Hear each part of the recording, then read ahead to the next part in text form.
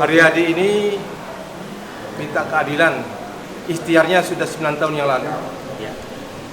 Di mana tanahnya berdasarkan rekomendasi gubernur untuk mendapatkan HGU mereka tidak termasuk 2 desa. Desa satu namanya Sungai Batung dan Tawahan. Sungai Batung dan Tawahan. Tawahan. Kecamatan Juwai, Kabupaten Balangan. Nah, tetapi dalam prakteknya walaupun itu tidak termasuk bagian dari HGU nomor 5 itu, sekarang nambangnya itu di situ. Betul. Gitu loh. Nah, dia mengajukan permohonan ganti rugi atas tanah yang secara adat dimiliki oleh beliau berturun-temurun kan begitu. Nah, sampai ada penyelesaian dengan menggunakan fasilitas DPRD setempat. Ya. Nah, terjadilah negosiasi pada waktu itu. Mereka akan membayar 170 juta per hektar, sedangkan keluarga meminta 350 per hektar. Kenapa begitu? Karena sudah ada tambang, sudah dieksploitasi. Bahkan beliau itu pada waktu melakukan boring, ingin mengetahui kandungan, dibayar juga. Sudah dibayar kurang lebih 9 juta. Jadi per titik dikasih 2 juta. Total keseluruhannya berapa puluh juta begitu, yang ada kwitansi itu 9 juta ya. Ya. Tetapi setelah kandungannya bagus, mereka tidak lagi diajak komunikasi. Tetapi lahan itu sudah dieksploitasi. Ditambah. Totalnya berapa tuh Pak? Lahan yang diserobot itu? Yang diambil itu kurang lebih 125 hektar. Jadi sumbernya itu di samping miliknya beliau sendiri yang mendapatkan hibah dari orang tuanya, Pak Saharjo tadi. Gini tuh. Jadi beliau asli Dayak di Kalimantan Selatan, Ya, sedang berusaha berjuang untuk mendapatkan keadilan agar tanah yang sekarang dijadikan objek tambang oleh grup Adaro itu ada pembebasan tanah. Itulah yang menjadi persoalan oleh kita. Pak, harapan Bapak sebagai kuasa hukum terkait kasus ini apa Pak? Ya, harapan saya ya ada putusan yang seadil-adilnya. Dengan tidak untuk kemungkinan kita akan melakukan negosiasi jika mereka merespon secara baik terhadap ikhtiar untuk mendapatkan keadilan dari klien saya ini. Dari Pak Aryadi sebagai warga masyarakat setempat yang merasa dirugikan oleh ulah dari perusahaan ini apa Pak? Terutama kepada pihak terkait seperti Kementerian BPR, ATR BPN, kemudian ke kantor BPN Kalimantan Selatan dan kantor BPN dari Kabupaten Balangan Pak ya? harapannya ya bisa diselesaikan lahan saya itu berupa ganti rugi. Itu saja permintaannya. Kita tidak lagi mempersoalkan status tanah karena kenyataannya kan sudah ditambang, sudah dikuasai dan dia tidak boleh masuk lagi di lokasi itu. Sudah rusak. Respon dari pihak terkait Pak seperti pihak ATR BPN apa Pak? Ya, respon saya ya melalui instrumen gugatan ini. Responnya adalah dalam rangka mencari keadilan, ya kita ajukan gugatan.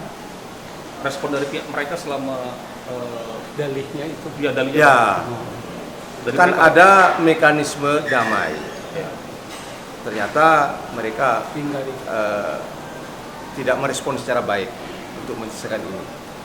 Padahal kalau kita merujuk kepada kesaksiannya Pak Yusi tadi, baik Delta maupun ATA, Adaro, Balangan, dalam hal ini representasi dari Adaro, ada itikat baik untuk menyelesaikan.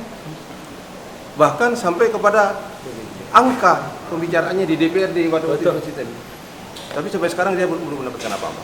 tapi selama ini fokusnya hanya di perbuatan melawan hukum Pak gugatannya. Apa mungkin ada tindak pidana Pak dari pihak terkait ini Pak? Oh enggak, yang kuasa yang diberikan kepada saya adalah ikhtiar melalui mekanisme perbuatan melawan hukum di perdata. bolehlah ditambahkan. Artinya Oh ya. itikat baik perusahaan itu ada, tapi itu bervariasi.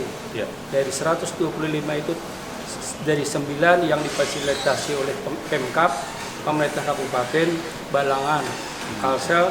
Setelah itu difasilitasi DPR dengan bahasa RDP, rapat dengar pendapat. Bahkan sore hari sampai malam hari bank untuk menunggu untuk pencairan dengan harga itu.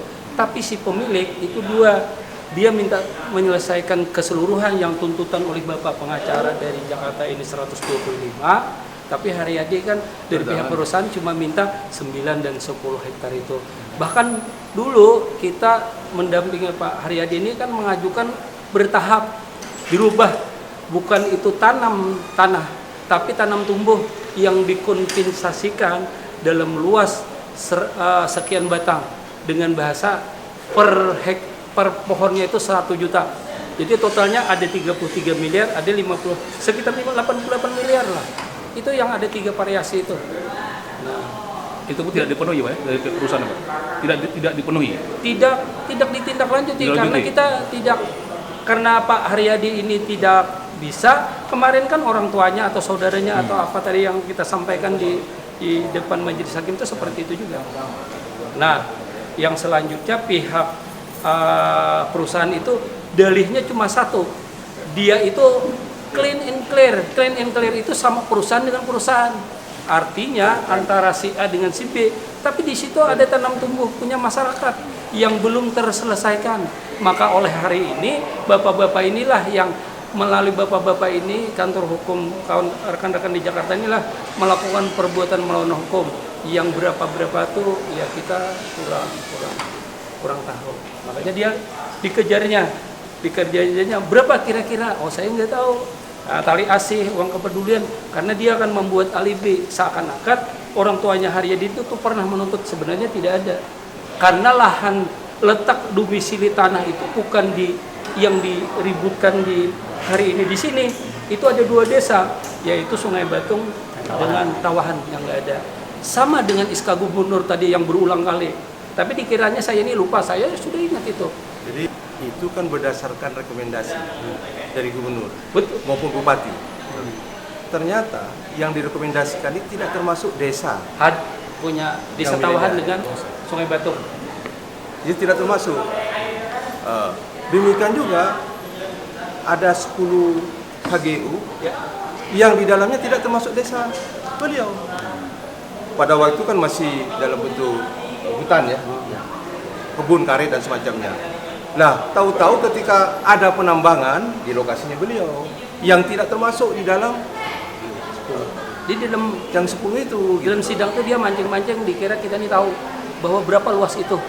Kita nggak tahu, yang jelas desa 2 Sungai Batung dengan Tawahan itu tidak ada dalam HGO. Nah, sedangkan untuk melakukan eksplorasi, eksploitasi pertambangan batu bara itu adalah di tanah beliau ini.